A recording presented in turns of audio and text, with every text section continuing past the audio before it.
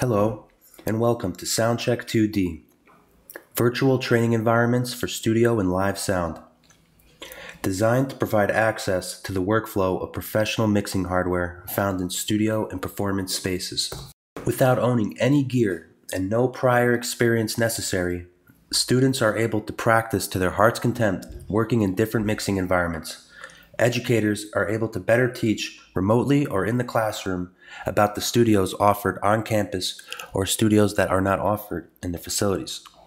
We can launch a session from the main menu, clicking on the New Session tab, and you will see a selection of 3 consoles that we offer, ranging from beginner, intermediate, and advanced.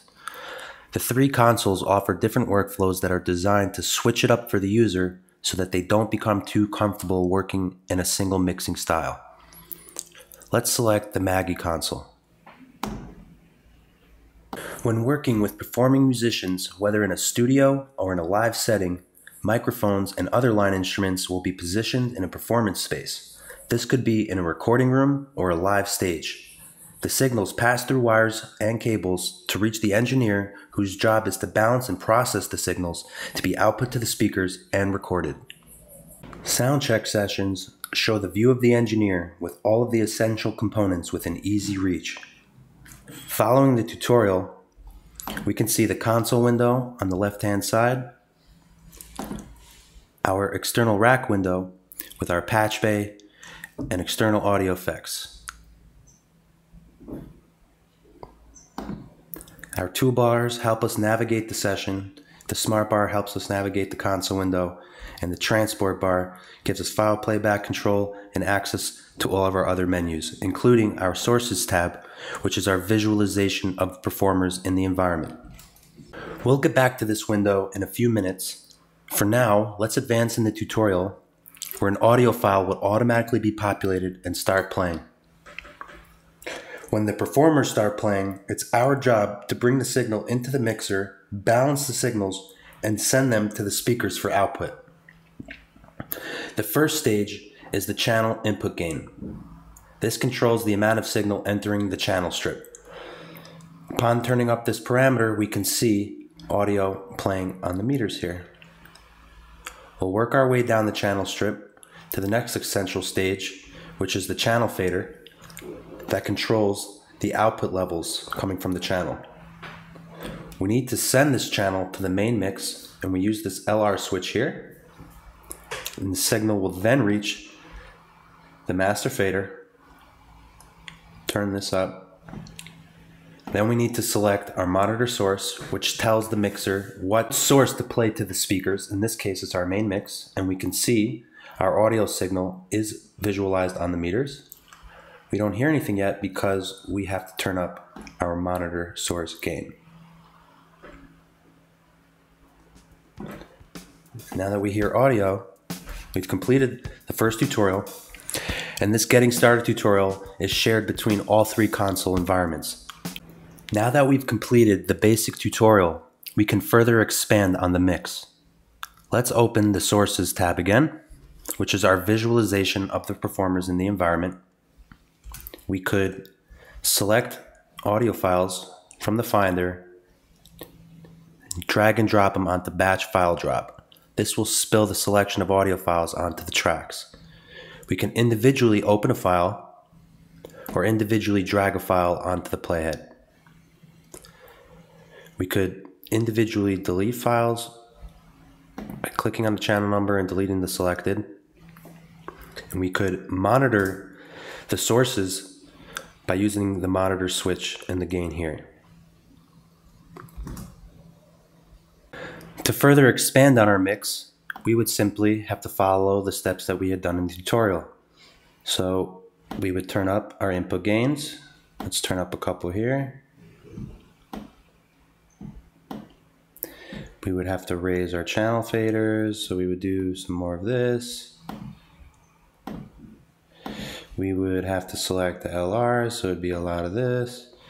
And now we'll have more audio reaching the channels. As you can see, it's pretty hot. Let's back off a little bit. See if any of the gains are blaring high. So yeah, this one's blaring pretty hot. This one's blaring pretty hot. Let's back down some of these channels a bit.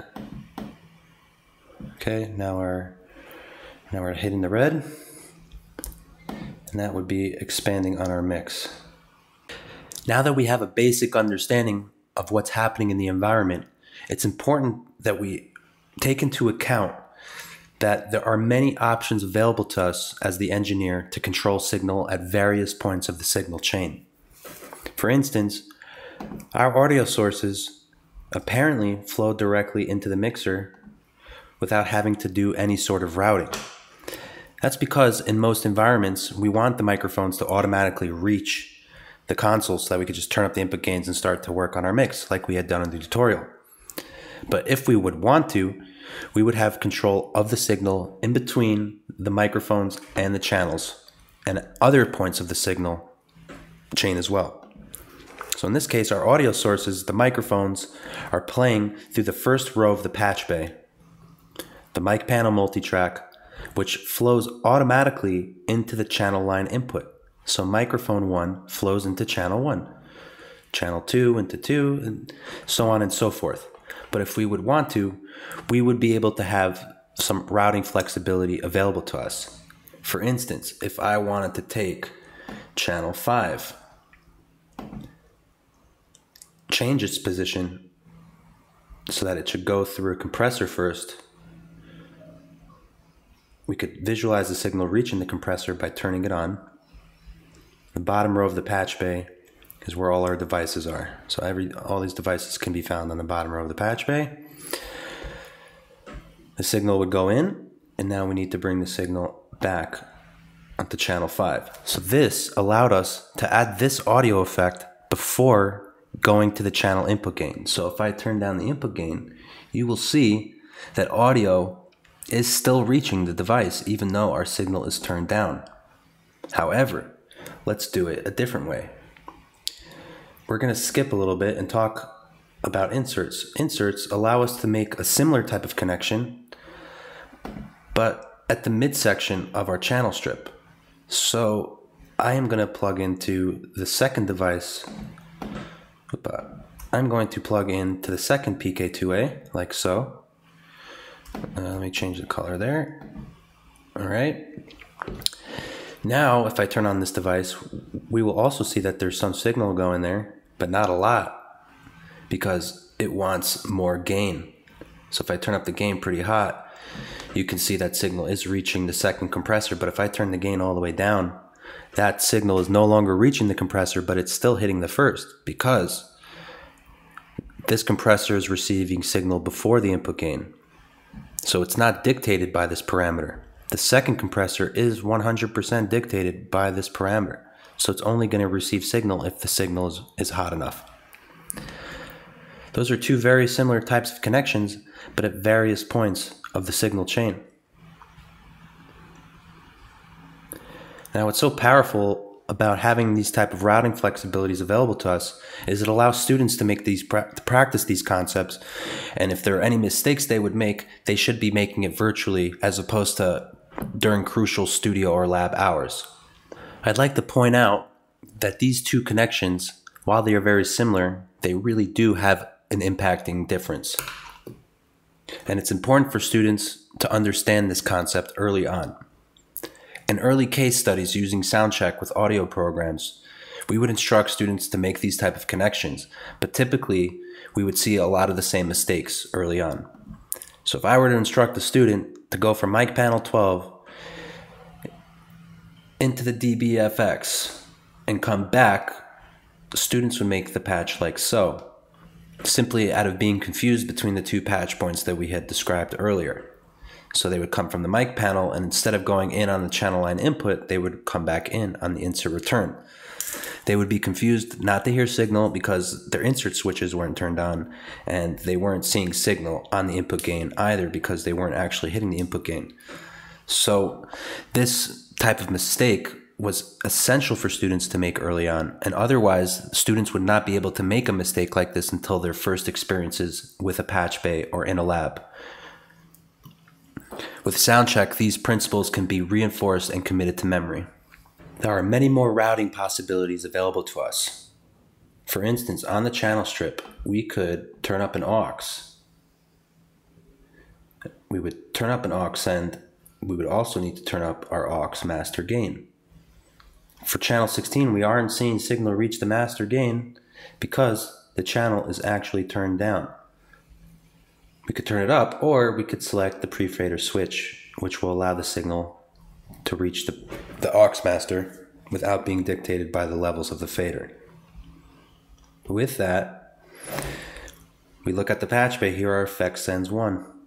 These represent our auxes. We could route an aux as a mono signal to a time-based effect. In this case, I routed to the S verb. I'll turn it on to visualize we have sound, and I'll activate mid mono to stereo. We could turn up some parameters. Okay, turn that up. And if we take our signal coming out, we have effects returns. And we would turn our left in, we would turn our right in, and we would have to turn up our parameter here, and that would be giving us signal from the stereo returns. We could also visualize that we have signal coming back because we could separate the signal chain from the left and right signal. So I'm going to just take my left signal and put it on channel 15, and here it is. Now, there's an advantage to using the LR stereo return, but there's also an advantage to using a channel strip. But we have to be aware that there are also some disadvantages. For one, since we're already using aux 1 on channel 16 and that signal is going through a device and coming back in on 15, if I were to turn up aux 1 on channel 15, we're going to get a feedback loop alert. So we would just want to undo our last action, and if we wanted to, we could just go to aux 2 now. Again, we have to hit the pre-switch, and there's our aux 1 now coming back in on channel 15, now reaching aux 2. Pretty amazing. If we were to turn up aux 2 here, this would also, didn't seem to induce the feedback loop there. It should have. Oh, you know why it's not? Because we're not routing out of the device yet. Maybe if I route in, it'll create the feedback. There it is. So, a lot going on we could use to understand the environment and understand what our pros and cons are, different options available to us, and also the limitations that we'll encounter along the way, and educate the students on what those limitations are. One more feature I'd like to demonstrate on this mixer is the subgrouping. So if we look at our channel faders, we can see we have the LR switch, we have 1, 2, and 3, 4, which are our subgroups. For now, let's select sub 1 and 2 to be listened as the monitor source. Let's turn up channel 16. We'll route to 1 and 2. Let's turn up 1 and 2. At the moment, we can see signal reaching the meters, and we could hear the audio if we turn up the monitor gain. But typically, you're going to want to send the subs to the main mix as well, and that's how you would do it. So that's subgrouping on the Maggie console. I think that just about covers everything we want to show on this board. So with that, we are going to move on to another console. We'll go to File, Main Menu, to jump back to the main menu. Now let's jump up to our advanced console.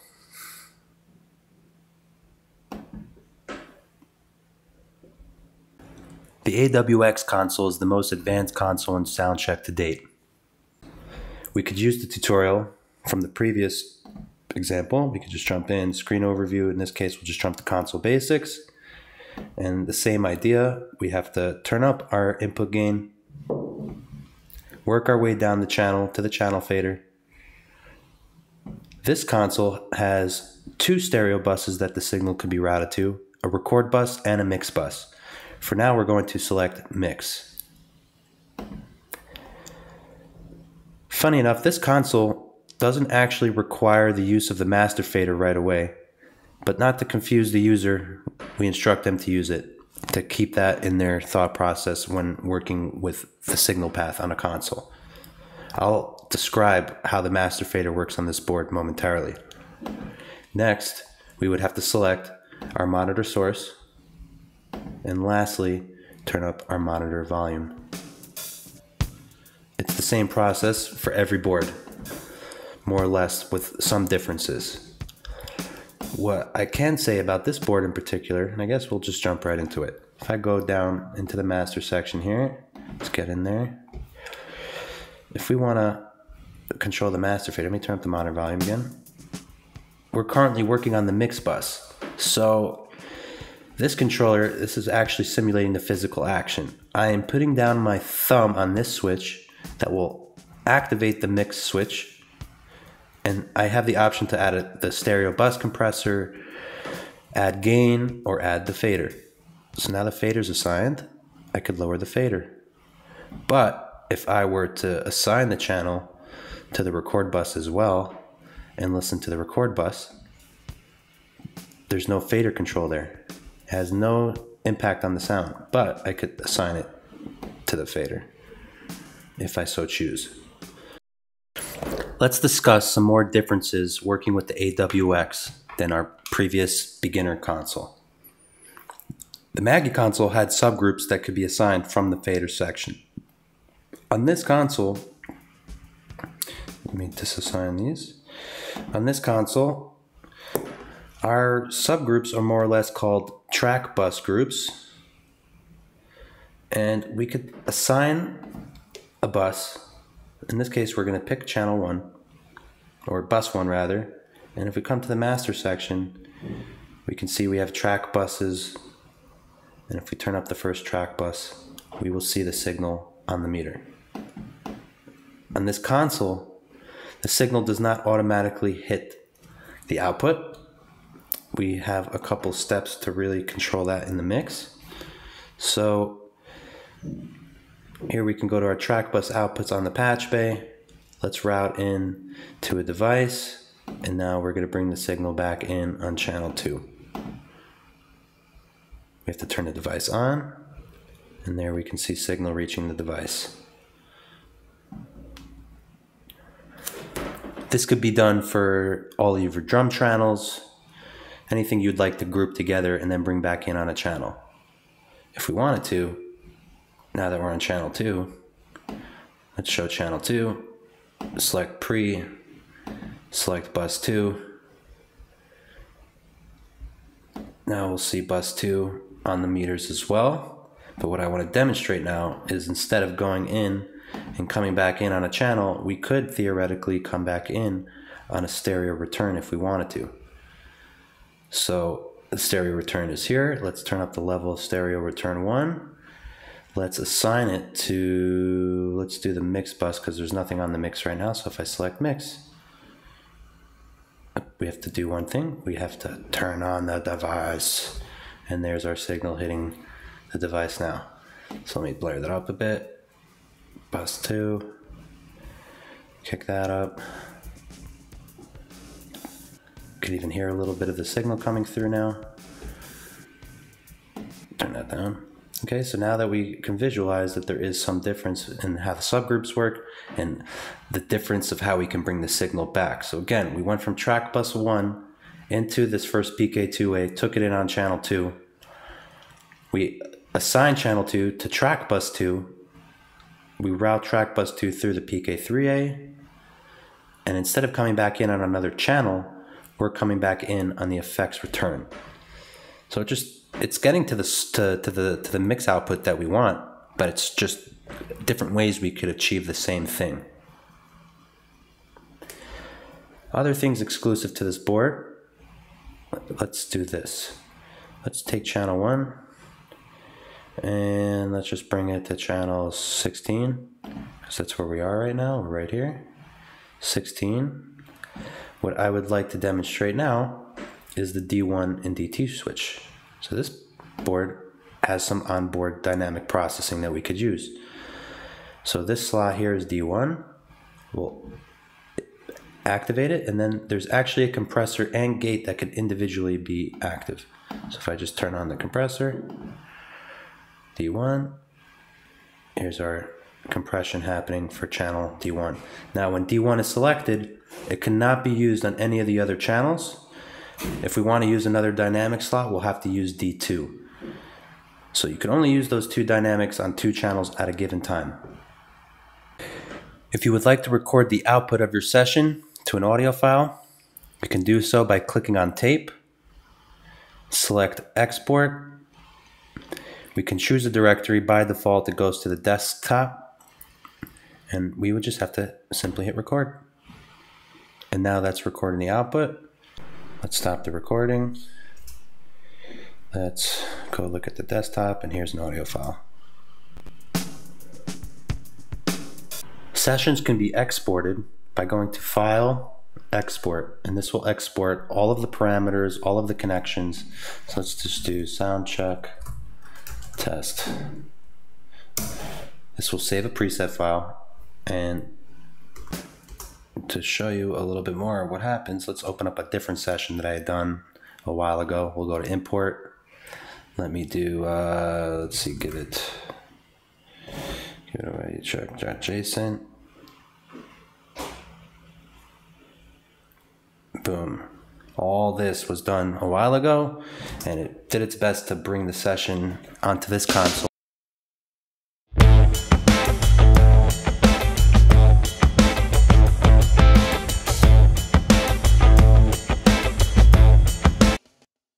Last thing I'd like to point out, when you finish your sessions, go to the AudioFusion account page on the website to view your SoundCheck stats. These are data sets that we're building on based on usage from the sessions. We're tracking app launches, session launches, the last mixer used, how many patch bay actions there were, and this will be continuously growing as time goes on. Be sure to check this out. So that's SoundCheck. I hope that you can find value in the signal flow routing capabilities for your classroom, for your lessons, and to provide students with the ability for them to practice to their heart's content and reach their utmost potential.